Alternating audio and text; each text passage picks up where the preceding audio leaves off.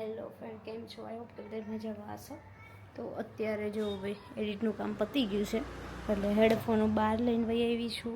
સાથે કપડાં અહીંયા મુકાઈ ગયા છે, જમીને ફ્રી થઈ ગયા છીએ અને ઉપરનું કામકાજ ચાલુ થઈ ગયું છે.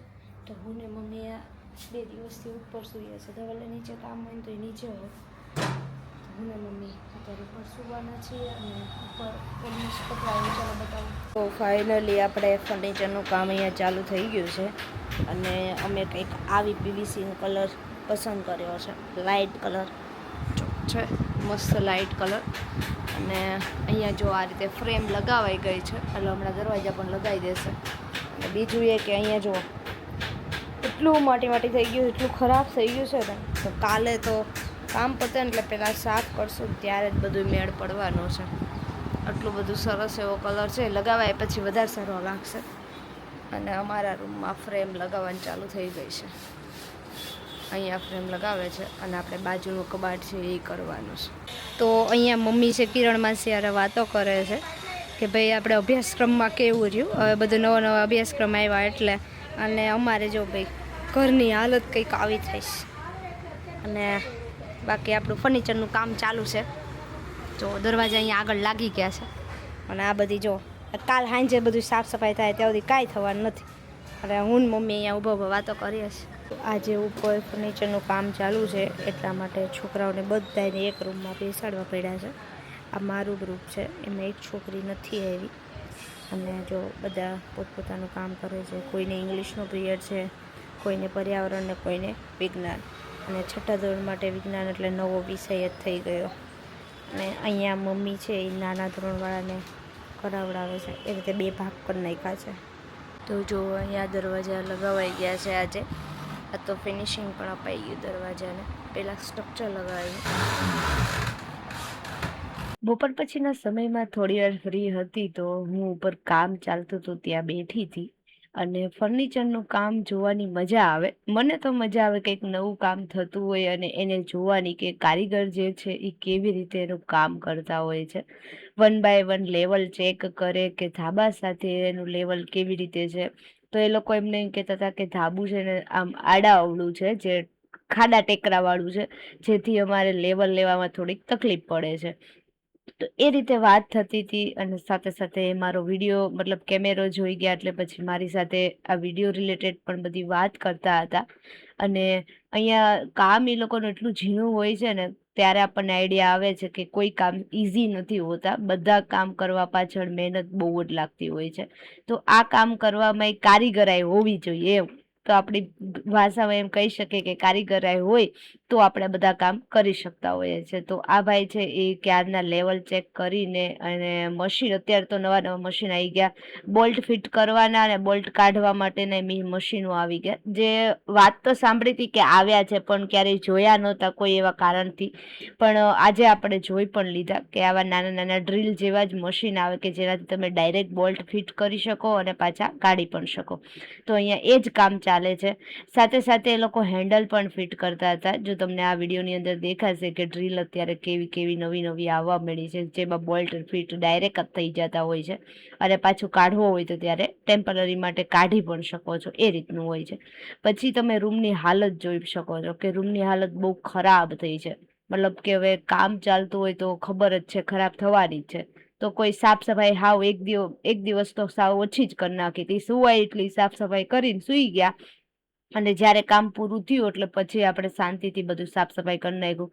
તો ધવલના લેપટોપ કોમ્પ્યુટર ઉપર તો જો બબે દુપટ્ટા ઓઢાડી રાખ્યા છે, કેમ કે એને હજી હમણાં જ લેપટોપની સીપીયુની સર્વિસ હમણાં જ થઈ છે અને પીસી છે એ એમને આપણે રહેવા દઈએ. આ રૂમમાં બેસવાનો એક જ મતલબ હતો કે જે ધવલનું સીપીયુ અને જે પીસી બધું પડ્યું છે તેના ઉપર કોઈ વસ્તુ કે કોઈ પગ ના રાખવાથી અથવા તો કોઈ વસ્તુ પડે નહીં, બસ એ ધ્યાન રાખવા માટે ક્યારેક અમે ઉપર આવતા જ હતા. સાથે સાથે અહીંયા જો હેન્ડલ ફિટ થવાનું પણ કામ ચાલુ છે. તમે જોઈ શકો છો હેન્ડલ કેટલું ફિટ કરે છે. કોઈ વસ્તુ એવી પણ હોય જે મશીનથી ફિટ ના થાય તો એ લોકોને સાદું પાના પકડ હોય સાદા, એનો યુઝ કરીને હેન્ડલ પણ ફિટ કરવા પડે છે. તો આ રીતે ભાઈ આ લોકોનું ઝીણું કામ હતું એ કમ્પ્લીટ થયું આજે. 2 દિવસ લાગ્યા. અમે જે કલર પાસ કર્યો છે ને એ અમારા વોલપેપર સાથે મેચ કર્યો છે. જો કે પહેલાં અમને એવી ઈચ્છા હતી કે અમારી જે તેજુરી છે વુડન કલરમાં એવો કલર કરવાનો, બટ ત્યાં ગયા ને અને પછી એમ આઈડિયા આવ્યો કે જો એવો ડાર્ક કલર કરાવશું ને તો આખો રૂમ અંધારું લાગશે, એમ ડાર્ક જ લાગશે એકદમ. એટલા માટે આપણે એક જ પસંદ ન કર્યો અને ચેન્જ કરી નાખ્યો. અને સાઈડનો કબાટ બહુ મસ્ત થઈ ગયો છે. સાઈડનો કબાટને 2 પાર્ટ પાડ્યા હતા એટલે એ પણ બહુ જ સરસ લાગતો હતો. ફાઇનલી જો આ કંઈક અમારું લુક છે. જો કે સાફ સફાઈ થશે પછી વધારે તમને આઈડિયા આવશે. તો અહીંયા મસ્ત એવા દરવાજા થઈ ગયા છે. હવે માટીની એટલી નિરાહત થઈ જશે ને અને વાત ના પૂછો. હવે માટી ક્યાંય નહીં આવે. અને ઉપર પણ આ રીતે દરવાજા થઈ ગયા છે અને એટલું જોરદાર કલર લાગે છે ને. તમે લોકો પણ કમેન્ટ કરી દેજો કેવું લાગે છે. અને હવે આ રૂમમાં બાકી છે, તો આ રૂમમાં અત્યારે કામકાજ ચાલુ થઈ ગયું છે. ઉપરનું જો આ રીતે પહેલાં સ્ટ્રક્ચર બનાવેલું હોય, સ્ટ્રક્ચર પછી આ રીતે દરવાજા લગાવશે. અને આ બધી હાલત જો રૂમની આવી જ છે, કંઈક ખરાબ. તો જો અત્યારે ભાઈ કામકાજ આપણું બધું પૂરું થઈ ગયું છે અને સાફ સફાઈ ચાલુ કરી દીધી છે અને દીપકભાઈ આવી ગયા છે. દીપકભાઈ કામ બહુ સરસ થયું છે અને આવું નવું કરતા રહેજો. ક્યારેક જરૂર હશે પાછા બોલાવશું તમને. અને તમારી દુકાનનું નામ કયું? હા, કઈ જગ્યાએ એડ્રેસ આપી દો. હા, દુકાન નંબર 3. સરસ સરસ. જો ભાઈ કોઈને જવું હોય ને આવું સરસ અમારે જેમ કામ કરાવવું હોય ને તો જરૂર જાજો સહજાનંદમાં અને દીપકભાઈનો કોન્ટેક્ટ કરજો. હેલો ફ્રેન્ડ, તો અત્યારે બધું કામ થઈ ગયું છે ખતમ અને અત્યારે નાહવાનું પહેલાં યાદ આવે. કામ પૂરું થયું એટલે પહેલાં પાણી પીધું. પાણી પીને મેં કીધું ફ્રેશ થઈ જાય ને પછી કંઈક ખાવા પીવાનું કરીએ. તો ખાવા પીવામાં અત્યારે કંઈ બનાવવાનું તો નથી કે બહાર લેવાનો પ્રોગ્રામ હતો એટલે ધવલ ને કેવલ 2 ભાઈઓ ગયા છે બહાર નાસ્તો લેવા. આવે એટલે આપણે ખાઈ લઈએ. અને ઉપર બહુ મસ્ત થઈ ગયું છે. કોન્ટેક્ટને ડિટેલ્સ ને બધું તમને સ્ક્રીન ઉપર આપી દીધું છે, તો જરૂર કોન્ટેક્ટ એકવાર કરજો. કામ બહુ સરસ છે. હું તમને ઉપર જઈને પછી બતાવું કે કેવું બધું બન્યું છે ને કેવું સરસ થઈ ગયું. તો અમારા નાસ્તા આવી ગયા છે. હું લઈને આવ્યા ધવલ? વડાપાવ, 1 વડાપાવ, 6 પફ, 2 સમોસા. 2 સમોસા પપ્પાના, 1 વડાપાવ તમારું, અમારા બધાના પફ. સમોસામાં 2 આવતા હશે એટલા નાના કન નહીં ખાય છે. ના, માપે જ છે. આ સરોતમ વાળાના સરસ છે. ઊંધી ડીશ લઈ લો કે 4 આ મોટી આપી દો નકર. 4-5 જાતના સમોસા હતા. હા, બહુ બધા અલગ અલગ વેરાયટી આવે. મેં કામ આપણે કર્યું પેલા આ બેહી ગયા જોઈ. ભૂખ તો કેવી લાગે છે ને મને બહુ ભૂખ લાગે. હાલો પફ ખાવા પફ. આજે છે ફાધર્સ ડે છે એટલા માટે આપણે કેક બનાવી છે. તો એક પપ્પા માટે ને એક સસરા માટે, એટલે બંને પપ્પા માટે. તો ચલો આપી દઈએ. ને એક મારા પપ્પા માટે લેતું જવાનું છે. હું આટો મારવા જાઉં છું એમની પાસે. એ બાને આપણે આટો મરાઈ જાય.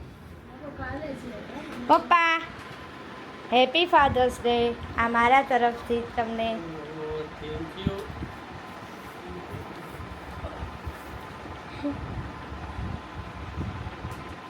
Thank you. વેલકમ.